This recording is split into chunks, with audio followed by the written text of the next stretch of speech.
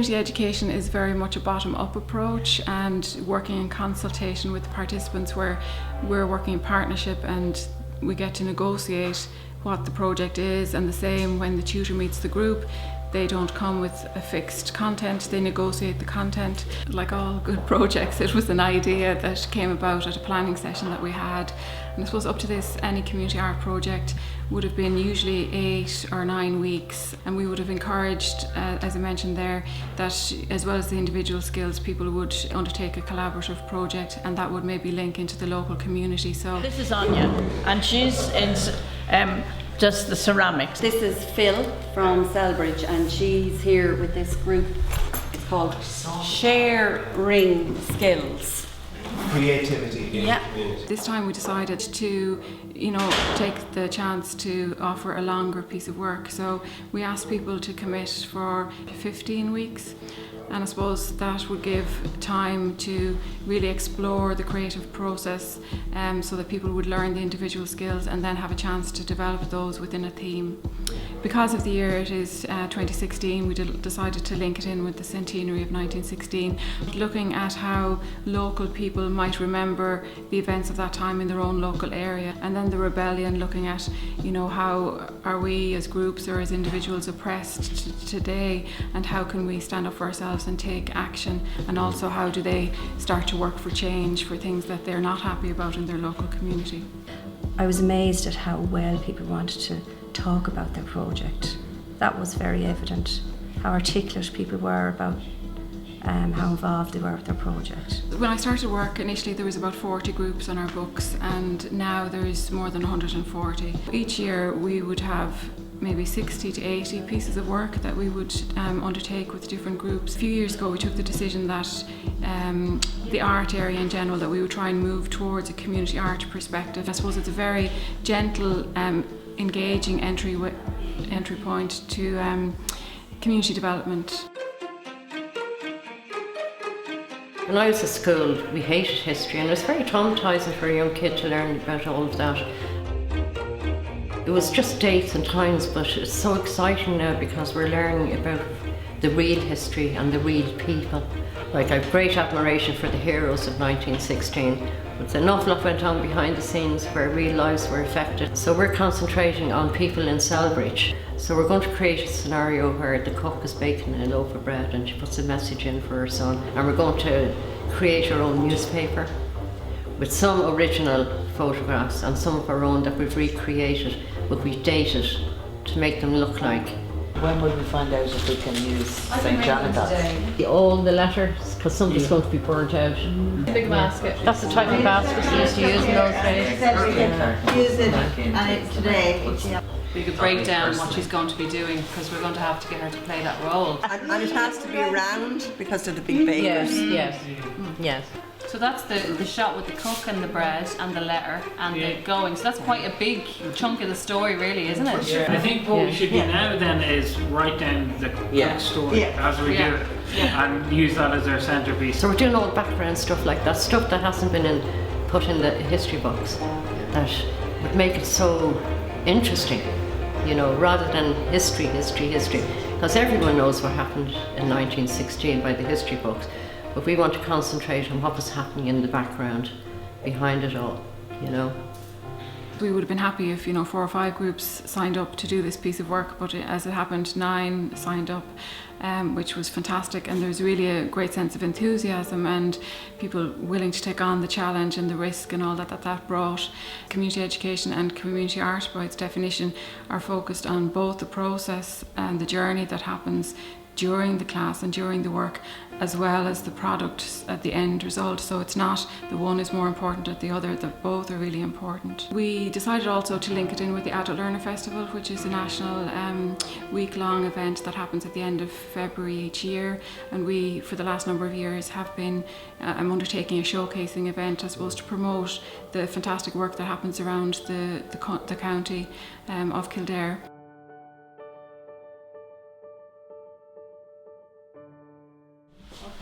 Can you see a name on that? Who wants that plate? Who wants Jimmy Greaves? Oh, yeah, well, that's mine. Has everyone got a plate? This is me, yeah. So do we wash them now? Is that yours, really? No, that's not mine. I think now. This is in memory of the 1916 Rising. Jesus, what do I know about it? I only know it in my own life. I'll tell you how I know. Because I was made to write my lines one day. Men will come and men will go, but I go on forever. I had to write that 100 times. I mean, everybody knows the 7 signatories. There are a lot of other people that took part in the Rising. We're doing plates and we're going to glaze them and put their names of the people that took part in it. Eamon O'Moore, my late father-in-law's name, because you must remember he was also a founder member of the Gaelic League in Kildare. So the language movement and the political movement were kind of... If you see the colour you like, you check on the recipe which number of the glaze was used for that. We enjoy the morning here. We'll have a cup of tea and a chat. It gives us a bit of interest, and as well as that, you get to meet people. We're after coming up and learning a lot. Every day we wake up, we learn something new from somebody or other, like, you know. And the facilities here are absolutely brilliant. Thanks to the army, like, you know. At the end of the day, the results then you had were just, you're so proud of yourself.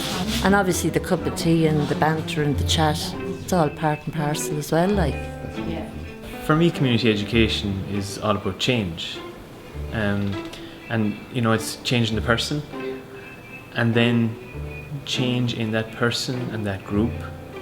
And maybe, if they experience enough and really engage with it, then it's changing their place, changing their community, and change their world.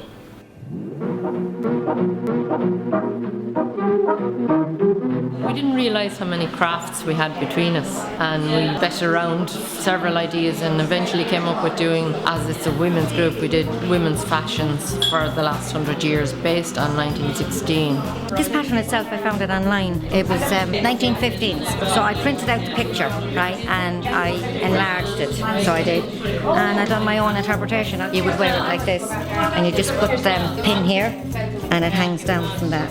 Probably would have took me about 2 weeks, but because I'm in college as well at the moment, it took me near enough to a month. What we're going to do is we're going to make a collage onto this canvas of the pictures of the Rising in 1916, and then what we're going to do is the coffee and the PVA glue makes them look old because we will tear them. A verse on the very end from a song called Written in Scars by Joe Savarati. And also I'm putting the names of the 38 children that died in the Rising. Most people come here to get away from the house, get away from children, a night of relaxation, and I keep them laughing, you know, because there's no worries here. You know, there's nothing to worry about once you walk in that door. Everything is left behind. I suppose in the kind of current situation where people are, you know, trying to update their qualifications and that really the whole idea of creativity is really important, where people learn how to problem solve, and you know, it's very important as well for entrepreneurship skills, that people have a chance to develop a theme, and you know, many obstacles come up in that creative process, and that's a learning for people, I suppose, for the creative process itself, but also for how they deal with problems in their own lives. I know one tutor in particular, Beth, who is doing the basket weaving, you know, it's quite a difficult, challenging medium, and she would always say that, you know, there's always a point that people think, oh, I'm going to give up, and how people work through that point. And I suppose that's a really a good learning that people can take away to transfer to other parts of their lives. From the beginning, everybody, I suppose, was on a journey, and that's the journey that we took through art, using our skills and through education. Really, the funding for the project came from us through community education, which was huge to bring us all together. This came about from a story shared. We just said that we're all from army wives, and about the boots and about polishing, and you never had a pair of tights, and the work that went into preparing for any parades or anything that we did. So using the willow in some way, and the newly learnt skill, we thought that we could frame it in different ways. We came here, with a skill of basket weaving and material of willow, but really we got so much more as a group. You know, I got so much more as a tutor. Even just the interaction with the other people and getting everyone's ideas, and they all coming together into one. Like when we started here, to think that we're at this stage now is amazing. Billy just completed his basket this morning and he loves weaving. Don't you, Billy? Yeah. Time spent on the art is really time well spent, and really skills and knowledge that is needed for the time that we live in.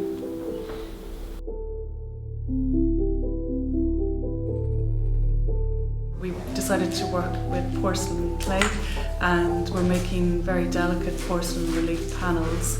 The theme of our project was we were really looking at the everyday people, capturing memories through art and recording these onto the porcelain clay.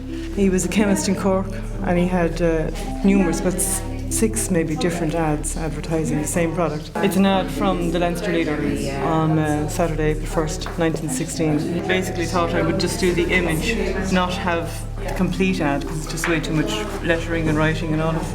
The memories I have, I have vivid memories of walking down O'Connell Street and looking at everything was huge and green. And I think that's what drew me to this illustration, which I found in the library, in one of the books.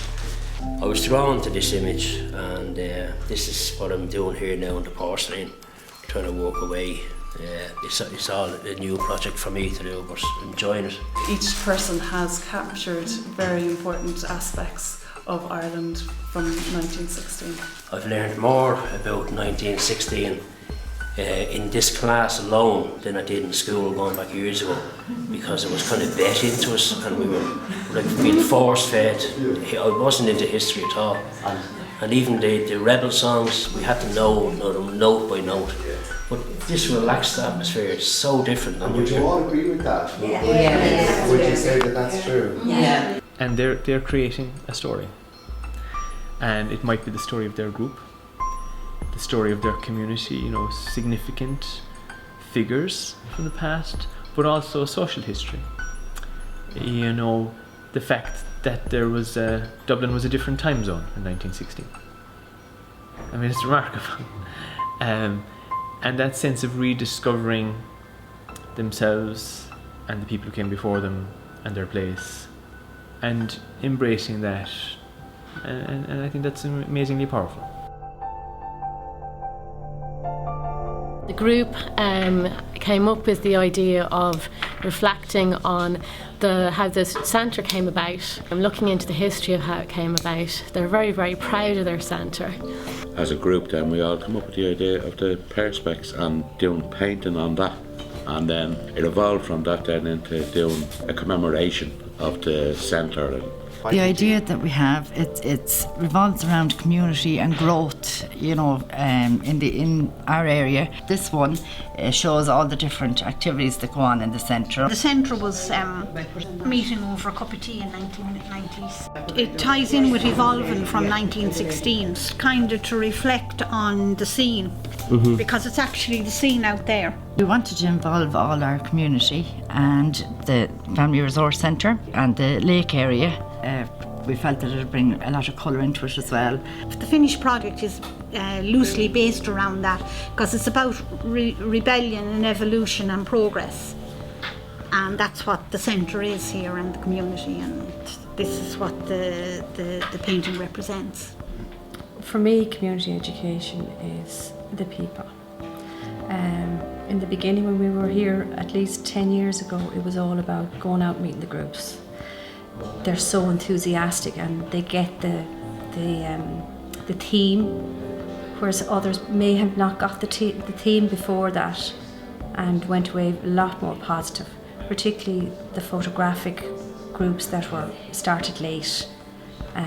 They were very nervous, but by the end of that I had met a few of them. They were very happy and were kind of quite focused on how they were going to finish the project.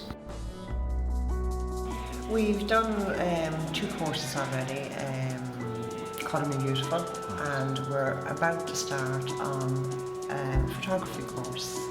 So if we can gather that light with something like this lens here, now we can learn something from that immediately that will come for you when you're doing photography, is to make sure that the image that you record is pin sharp. Sharply, we're halfway there. Isn't it cute, darling?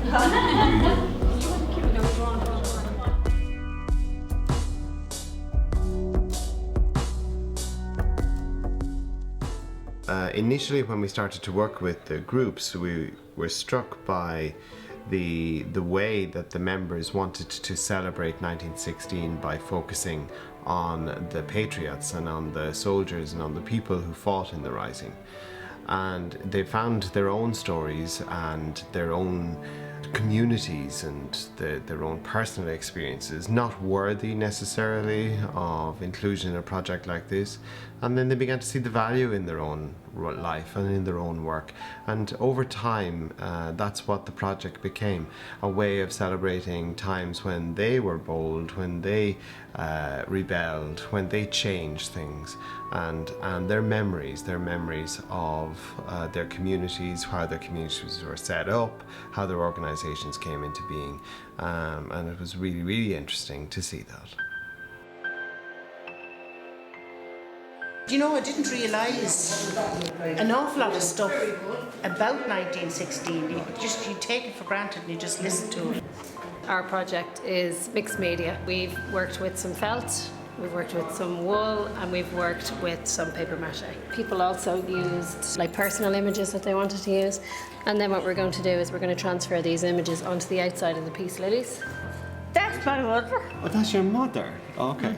And that's my aunt. And that's your aunt. We were looking at the heroes of the 1916 Rising, and then the images were put on using carbon paper, acrylic paint and permanent marker. We have a poem that has been written by one of the members of the centre. We're going to do some kind of art piece that's going to be based around that. All of our projects have been kind of male orientated here at the moment from 1916, so I said I'd have to bring a woman in here somewhere. The resemblance is the petticoat of the ladies that used to be around at that period of time. And again and again and again and again did they beat the drum slowly, did they play the violin slowly, did they sound that march as they lowered you down, and did the band play the last post and chorus, and did the fight play the flowers of the forest.